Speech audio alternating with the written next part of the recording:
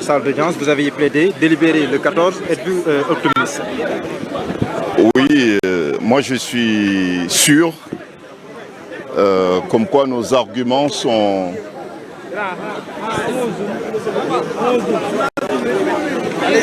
Oui, voilà.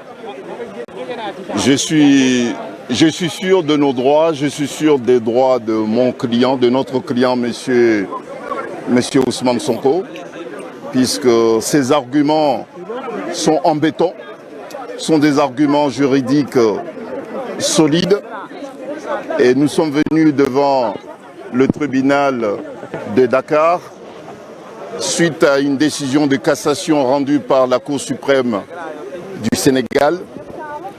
Et le retour devant un tribunal d'instance était une nouvelle opportunité, une nouvelle occasion pour nous, les avocats de M. Ousmane Sonko, de réaffirmer avec détermination et conviction comme quoi cette décision de radiation, c'est une décision éminemment politique qui a été prise pour empêcher un concurrent redoutable, sérieux, de candidater. Et ça, c'est de notoriété publique. Donc c'est une décision politiquement motivée et juridiquement mal fondée. Et nous avons soulevé à nouveau 3 arguments. Premier argument, on est le 12 décembre 2023. Cette décision de radiation n'existe pas. Elle n'existe pas du tout. Il n'y a aucune autorité qui a pris une décision, comme le stipule le texte en vigueur au Sénégal, qui motive cette radiation. Ça, c'est un premier point. Et puis, cette décision, jusqu'à maintenant, ne lui a pas été notifiée. Il y a une huissier de justice qui s'est baladée un peu partout, soi-disant pour chercher M. Ousmane Sonko, alors que tout le monde sait que Ousmane Sonko se trouve à la maison d'arrêt. Et lorsqu'on sera dans une maison d'arrêt, notamment pour signifier un acte à un détenu, il y a des formalités qui sont imposées à tous, y compris aux auxiliaires de justice. Et ces formalités n'ont pas été suivies, n'ont pas été respectées. Bon, donc une nouvelle fois, on met Ousmane Sonko en difficulté pour dire comme quoi il se rebelle, alors que ce sont les autorités qui sont devenues des rebelles, dans la mesure où ils passent outre aux textes en vigueur pour empêcher un citoyen d'exercer ses droits. Moi, je trouve que cela n'est pas bon, c'est pas joli. Ça donne une image extrêmement négative à ceux qui se servent des moyens de l'État du Sénégal pour nuire à un citoyen sénégalais.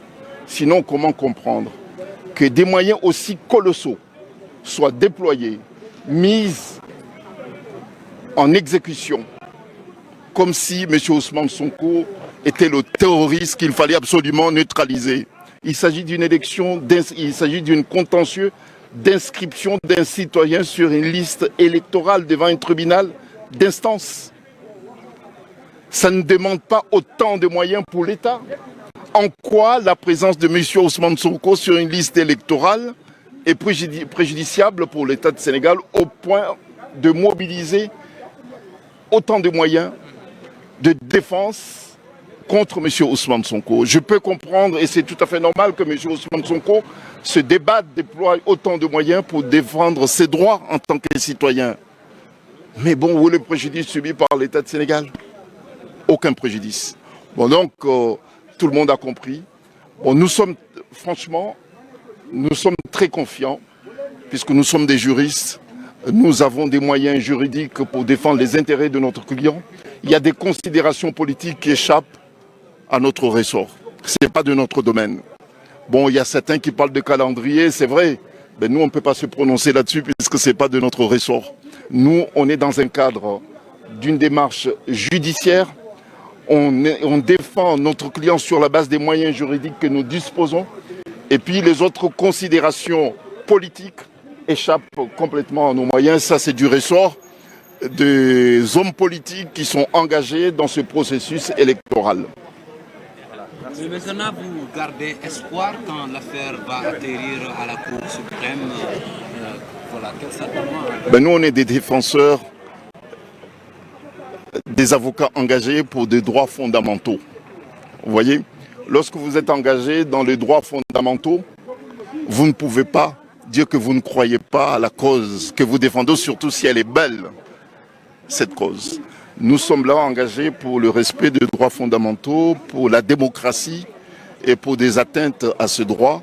Donc il est tout à fait normal que nous restions optimistes et combatifs. Voilà. Et je tiens à le répéter que nous emploierons tous les moyens, tous les voies des recours possibles à notre disposition pour faire valoir le droit de M. Ousmane Sonko. Et puis c'est aux autres aussi de voir politiquement comment exploiter cela. Voilà. Voilà.